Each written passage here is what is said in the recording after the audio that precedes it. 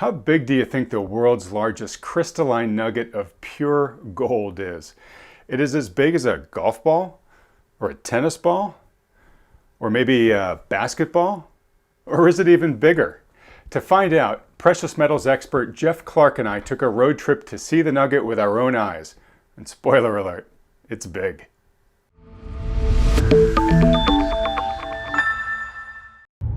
Hi there, folks. Wealthion founder Adam Taggart here. Got picked up by this trucker, also known as Jeff Clark, goldsilver.com's precious metals and mining analyst. Jeff, how you doing? I'm doing great. Adam, it's great to be with you on our field trip to go see one of the world's largest gold nuggets. Yeah, so this video's build is going to see the world's largest gold nugget. We've found out in our research on the way here that there have been a few other bigger gold nuggets found in history. Some of them aren't around anymore. They were melted down. And some of them that are a bit larger are of a different type of gold. The nugget that we are on our way to see is apparently the world's largest crystalline gold nugget. And why that's important is that crystalline nuggets are the most rare form of gold nuggets, and they are the most pure. This nugget apparently is at 98% purity quality. So we're very excited. Jeff and I have both been to see this nugget before, but many, many years ago for both of us. So, we're kind of comparing our memories here, but we do kind of remember this thing as the size of like a 5-year-old. I mean, it's not a small nugget. It's pretty darn big.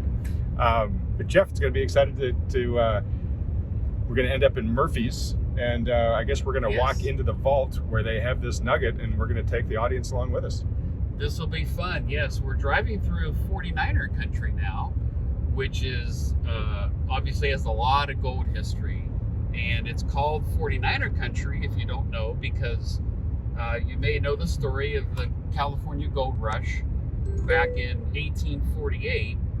And when James Marshall, who was a carpenter at Sutter's Mill for John Sutter, he walked down to the riverbed at I think it was one of the forks of the American River, and he looked down and saw some flakes and picked it up of gold just right out of the river, real easy. But it wasn't until the following year in 1849 when the actual rush started, and that's what became known as 49ers when they came to make their fortune in gold, or find their fortune in gold, let's say.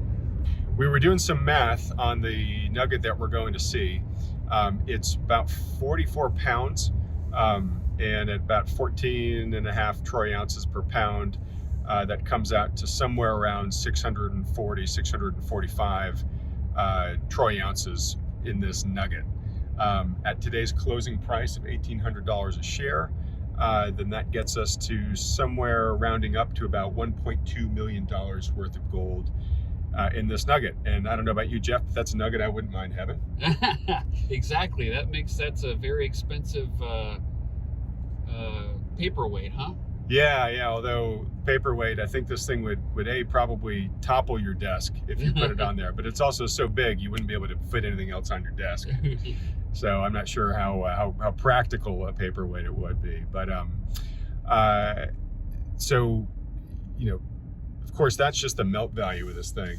I've read online that this business who owns the nugget has been approached by a bunch of companies, collectors, I think a few like Saudi families who wanted to have this as a vanity piece, and they've declined those offers. But I think the collectible value of this thing is much, much higher. I think those offers were above what the spot price value of that. I think they were millions of dollars above. Right. Yeah, from what I've heard.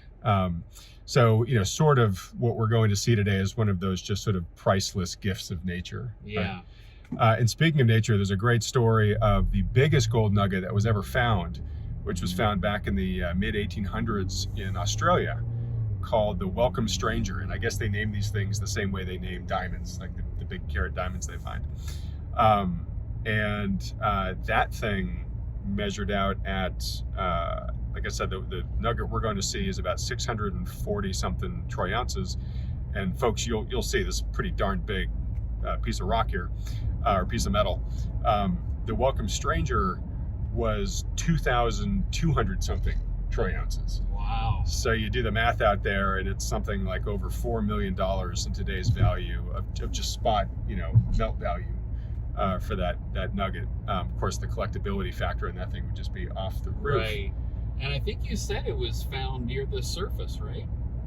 It was found, I think, only 3 centimeters below the dirt line, apparently in the root structure of the tree. After 3/4 of a mile, turn left. Sorry, gotta let Siri get her word in there. Yeah, but it was basically just like less than an inch, I think, underground, or maybe an inch underground, where somebody just scratching with a stick could easily find it.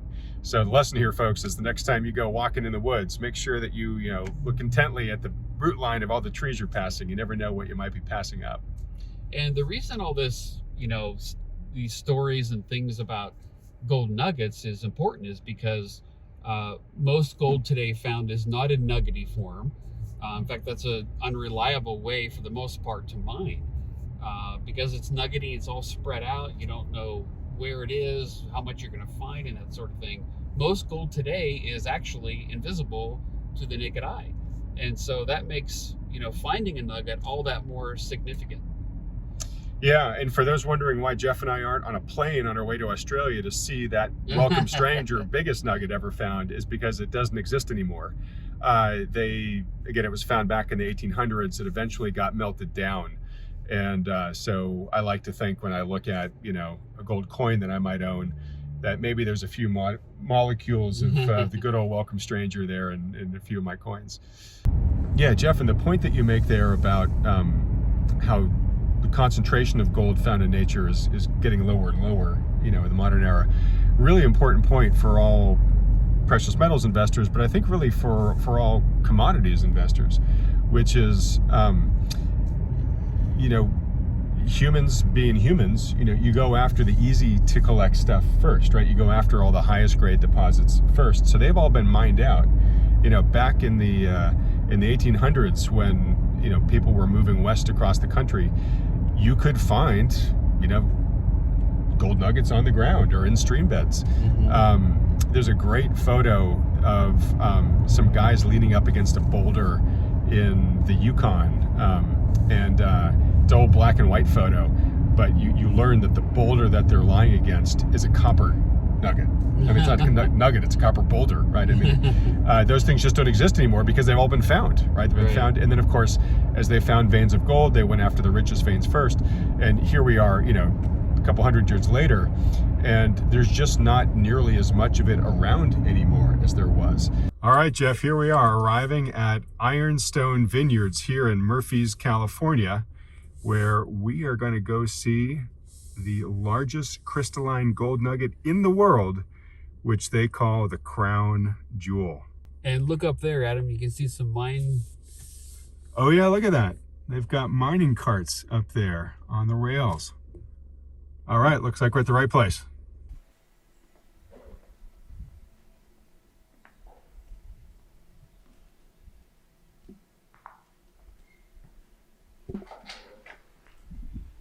So here we are, we finally made it.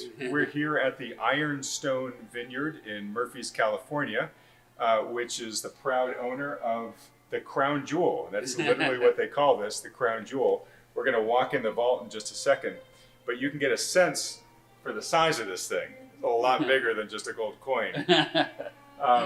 Jeff, you ready to go in and take a look? Let's go. All right. And it's behind this big safe door here that they unlock every night.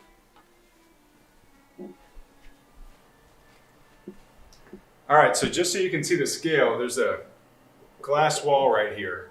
I'm probably only about 2.5 feet from it.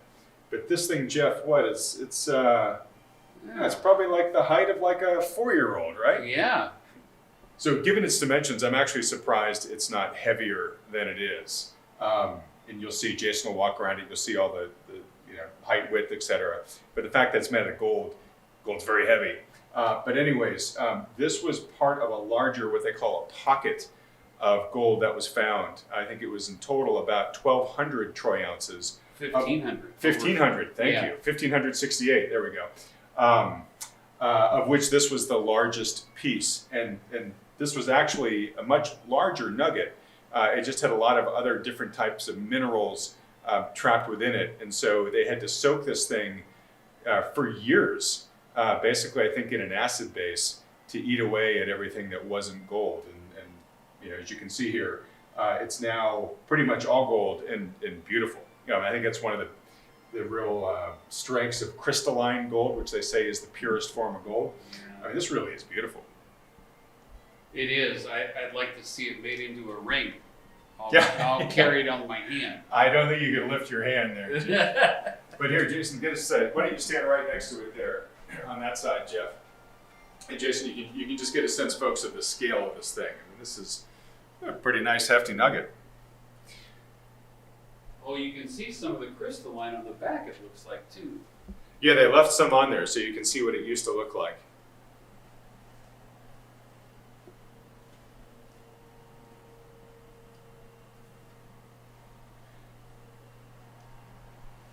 And folks, Jeff is holding a Guess the Gold Price at the end of 2022 contest, and if you win, he personally will give this to you. All for $1.2 million.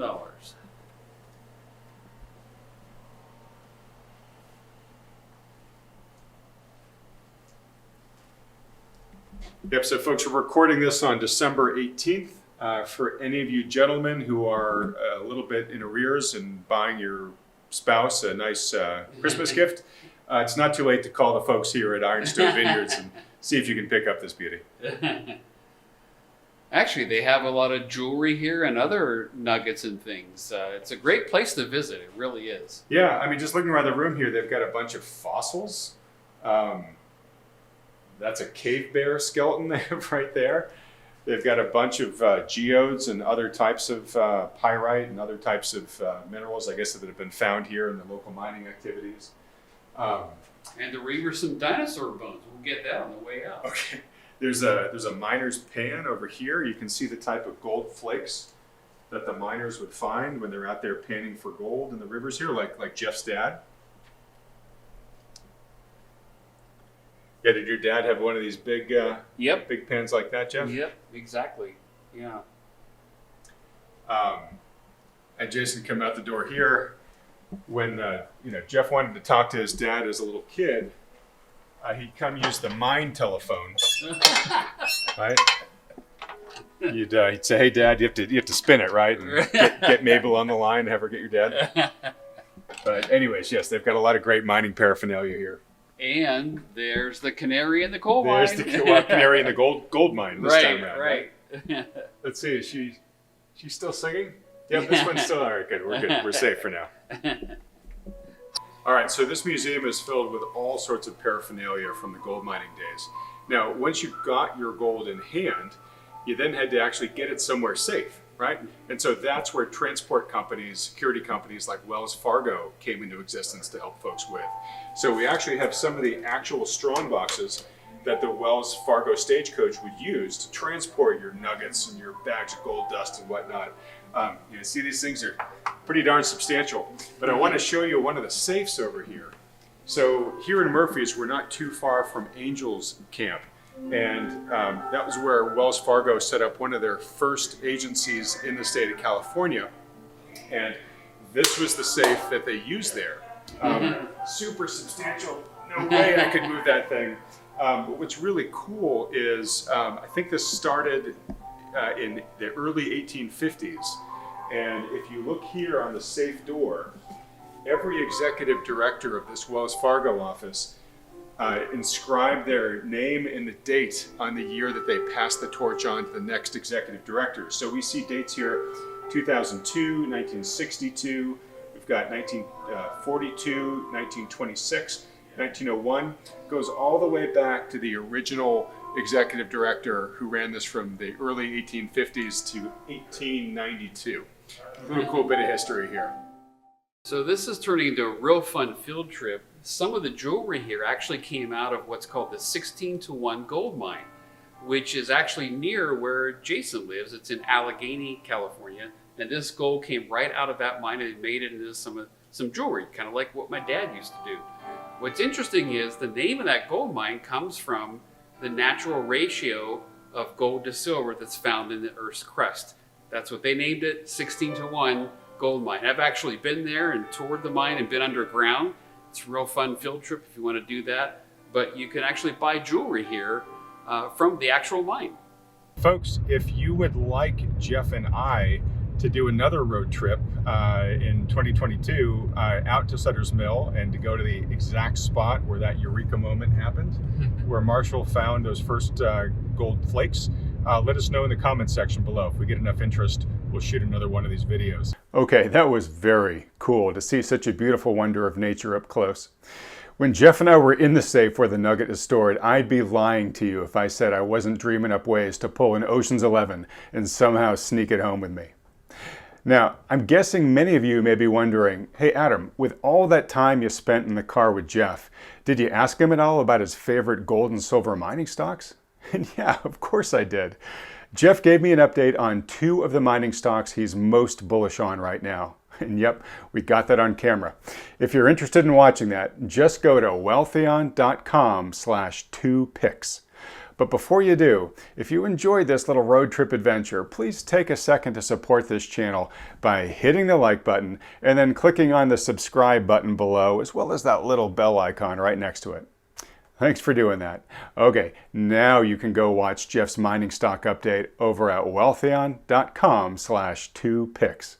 Thanks for watching.